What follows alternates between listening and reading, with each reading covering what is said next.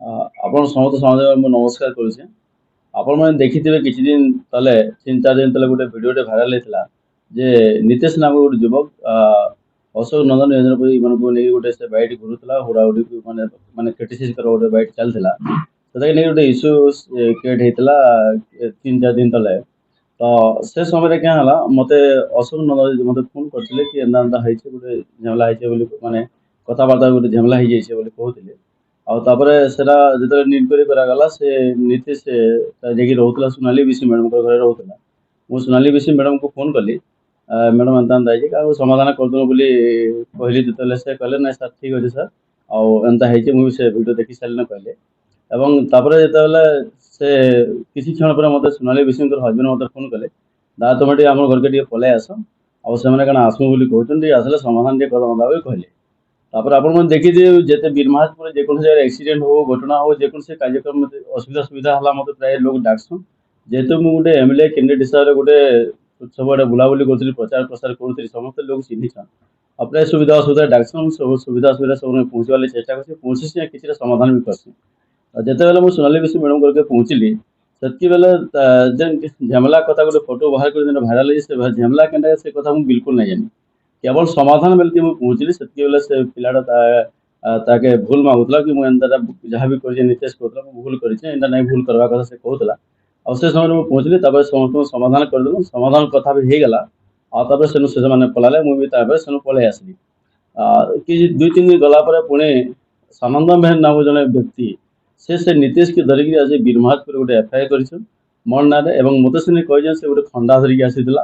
ଏବଂ ଅଶୋକ ନନ୍ଦ ଗଲା କହିଛନ୍ତି ସେ ଗୋଟେ ବନ୍ଧୁକ ଧରିକି ଆସିଥିଲା ଯେନ୍ଟାକି ବିଲକୁଲ ମିଛ କଥା। ଆଉ ମୁଁ ସେ ଜାଗାରେ ତ ଠିଆ ହେଇଛି ମୋର ଫଟୋଟା ଅଛି ସାମ୍ନାରେ ଯେହେତୁ ମୁଁ ସମାଧାନ କରିବାକୁ ଯାଇ ସେ ଜାଗାରେ ଠିଆ ହେଇଛି ଫଟୋ ଅଛି ଆପଣ ପଚାରି ବି ପାରିବେ ଆପଣଙ୍କ ମାଧ୍ୟମରେ କହୁଛେ। ତ ସୋନାଲି ବିଶି ମ୍ୟାଡ଼ାମକୁ ପଚାରୁନ୍ ତାଙ୍କର ହଜବେଣ୍ଡକେ ପଚାରୁନ୍ ଯାହାକେ ପଚରାବେ ଯେ ମୁଁ କୌଣସି ପ୍ରକାର ସେନେ ଝାମେଲାରେ ବି ନାଇଁ କରି କିଛି ନାହିଁ କେବଳ ସମାଧାନ କରିବାକୁ ଯାଇଥିଲି ମୁଁ ସମାଧାନ କରିଛେ। କିନ୍ତୁ ସାନନ୍ଦ ମେହେର ମୋର ନାଁରେ ଗୋଟେ କେସ୍ କରିଦେଇଛନ୍ ଏବଂ କେସ୍ କଲେ ଆଉ ଯାଇକି ଯାଇକି ସେ ଗୁଣ୍ଡା ବୋଲି କହିଲେ ଏମିତି ହିସାବରେ ମୋତେ କେସ୍ କରିଛନ୍ତି। ତାପରେ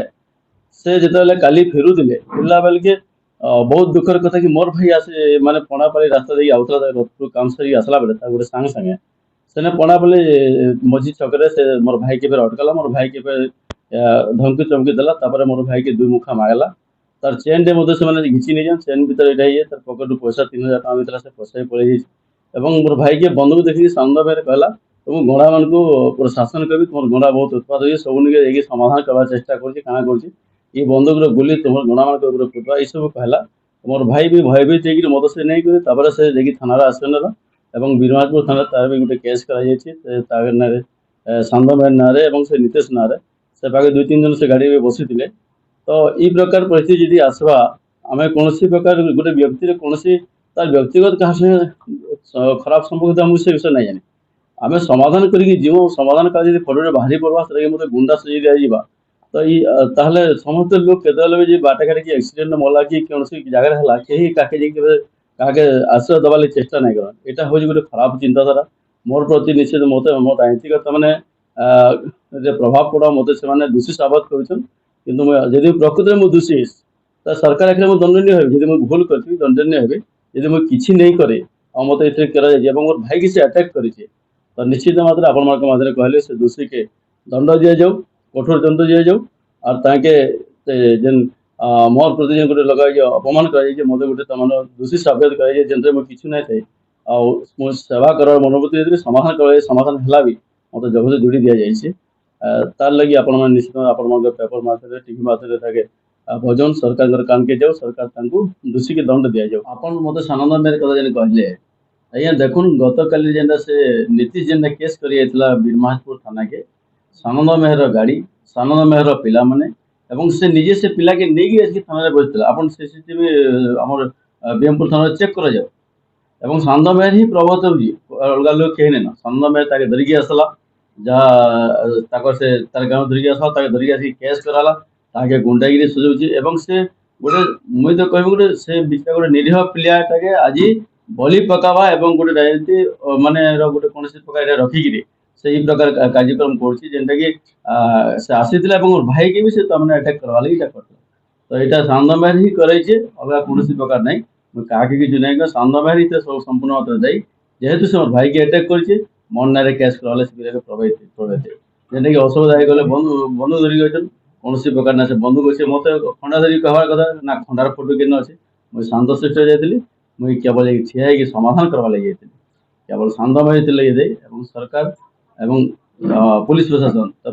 ভাল তর্জমা করেন এবং সেই ব্যক্তিকে যে ভুল করে তাকে সে যেহেতু বারম্বার নিরঞ্জন পূজারীর বাবদরে সোশ্যাল মিডিয়ারে ছাড়িছন আর আমি অনেক থর দেখিছি যে তাকর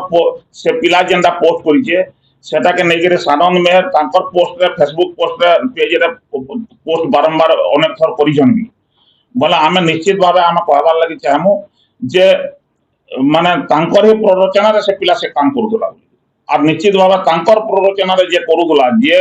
অনলাইন পাঠ পড়ুলা বর্তমান হস্টেলরে নেইকি তাকে পাঠ পড়াবার ব্যবস্থা করা হয়েছে অন্য কথা কিছু না নিশ্চিত ভাবে যে বি দোষী যে বি ভুল কামকে প্রশ্রয় দৌছে যে বি মানে খারাপ কাম করুছে তার উপরে কঠোর বিহিত কার্যানুষ্ঠান গ্রহণ করবার কথা কঠোর ভাবে তার উপরে দণ্ড মানে মিলবার কোনসি আমি তার নারে রিপোর্ট কিছু না করি তাহাকে মানে এন্তা হিসাবে খালি বুঝাইকি কইতুন ভাই এতরা কাଣା তুই লাভ পাউଛୁ এটা এই জিনিসটা তুই ছাড়ি দে এটা মানে নাই কর এটা ভাল কথা নুহে তুই জনেকে পর্সনালি আক্ষেপ করছু কেতবেলা পার্টি বাবদরে কହୁଛୁ এসব জিনিস করবারটা ভাল কথা নুহে বলিকি আমি তাকে বুঝাইଛୁ অনেক ड्रीम्स राइडर सबु समय आपणक सेवारे धन्यवाद।